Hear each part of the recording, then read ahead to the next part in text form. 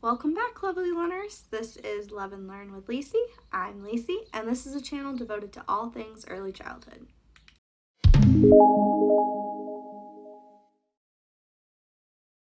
So in today's video, we're going to be talking about 5 of my favorite children's books that I've used over the last 10 years of teaching in early childhood classrooms. They're not in any particular order, but I'm just going to go through one by one and tell you why I like them and what age groups I think they would be best for.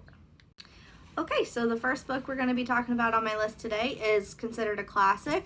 It's been around for quite a while. It was my favorite when I was in kindergarten. It is The Very Hungry Caterpillar by Eric Carle, I think is how you say it. And it is a fabulous book, not only for the artwork, which I just think is absolutely just gorgeous, very interesting style, but also because it can hit a couple of different concepts and goals and things while you're teaching.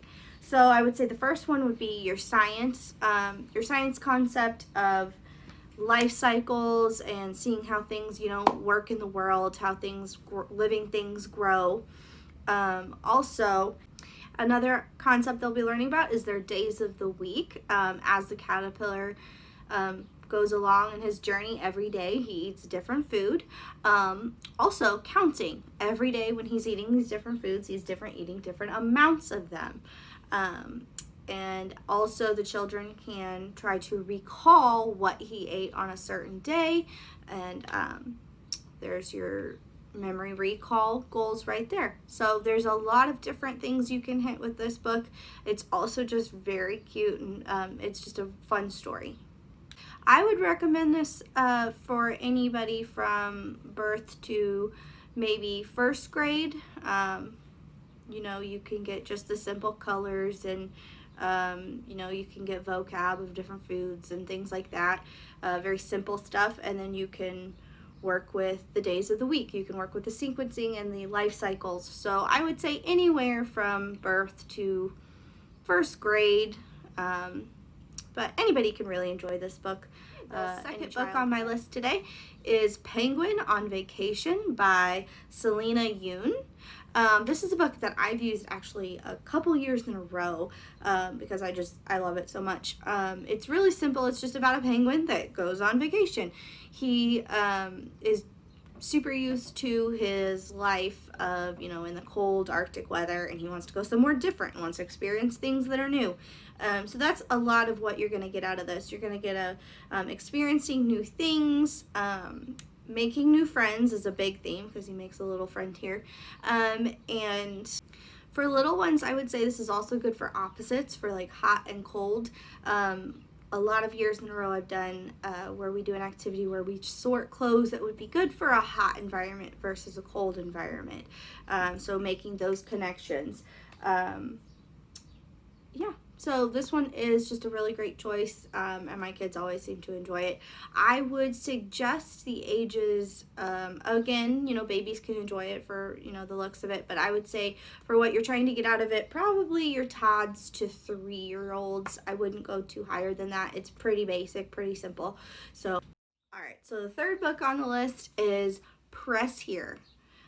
When I first got this book, my kids were obsessed with it. They wanted this book all the time.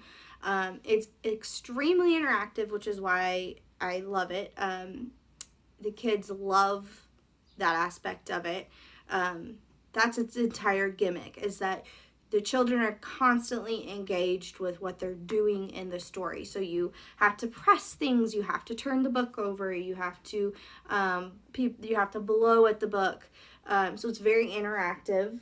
You can also be working on your colors, counting, because it's going to ask you to count as you push the button, 5 times, and something will happen and it'll change and it'll look different on the next page. So I just think this is a really great idea. There are other options that are similar to this that came out later with like the monster, that there's more illustrations, but I like this one because it's simple and it's keeping them engaged just by what they're doing. So I really love this one.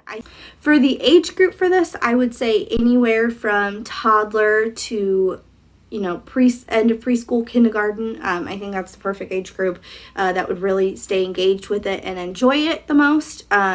And yeah, so this one is a great option as well. We've used this a lot over the years. Fourth book on my list today is called Fire Fuego, and I do not have it on hand, which I really need to get it because I really enjoyed having this book. It is called Fire Fuego, Brave Bomberos, and I will try to have a photo up here to show you what that story looks like.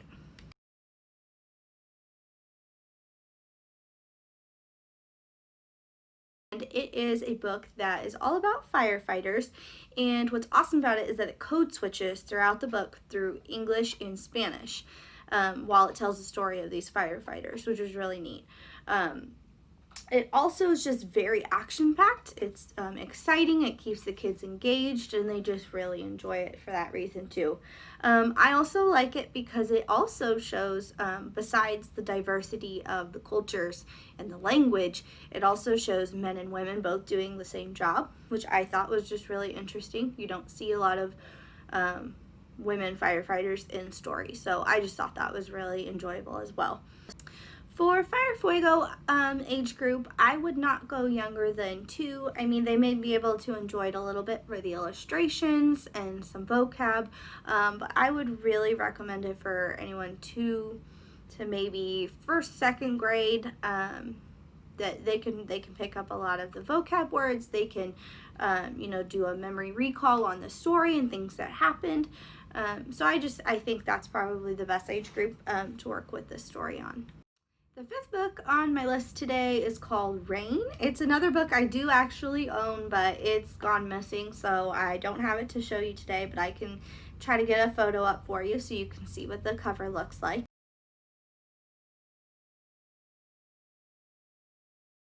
So Rain is just a very simple book. It's just about it has some weather vocab. The illustrations are kind of an interesting style. The rain is actually made up of the word rain. It focuses on the colors of the items that you're seeing. So like gray cloud, white cloud, yellow sun, things like that. So it's a very simple book. I would describe it as like a quiet book. My kids always just get really, really mellow when we read this book. And they just really enjoy it for that reason. And the end of the page has like a rainbow, so you can try to find each color of the rainbow in the picture at the end, like with all the different things that we saw. So they really enjoy that. It's simple, where you're really just getting vocab and colors, but it's one that my kids have always enjoyed, and I think it's a really sweet little book. Now, I know I said I had 5 books to show you today, but actually I have a little bonus one for you. This is actually one that I really enjoy as well. It is called My Many Colored Days, and it is a Dr. Seuss book. Probably just once it was the Dr. Seuss company, not from actual Dr. Seuss. But what it is this is a fabulous book for social emotional, for kind of learning to understand those emotions that you go through throughout the entire day. Like every day you can go through different emotions. You can be grumpy one day, but what it does is it describes it in terms of different sort of symbols. It has very simple, colorful illustrations, and like a horse represents how good do you feel when you're having a really playful, fun day, and you want to flap your wings, you're just in a really happy, flighty mood, things like that. And then when you hit the bear, you're brown and you're just down and just not feeling great. So it's a good way for children to visualize those emotions that they're feeling and kind of connect them with something like that. And I just really have always seen kids react really well to this one.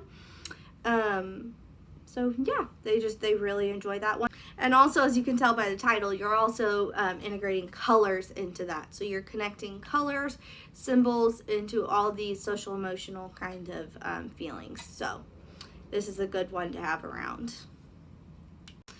And for this book, I would even recommend maybe having it in your quiet area. If you have a little cozy corner that your kids in the classroom can go to, this is a really good one if they need to sit and maybe calm themselves or just have a moment alone, and they can sort of just explore this for themselves. Okay, so that was my 5 plus a bonus book of my favorite books that I like to use in my classroom with my kids. Ones that they've always enjoyed, ones that I enjoy reading to them. So thanks for watching today, and I hope if you like what you see, maybe you could give it a like, a subscribe, share it around some of your ECE friends. I don't know. I just do this for fun. It's just a hobby, but it'd be cool if I can, chit chat with other people in the same field. I always like learning new things because, as I always say, I don't know everything and I like to learn. That's what this channel is about. So thank you. See you later.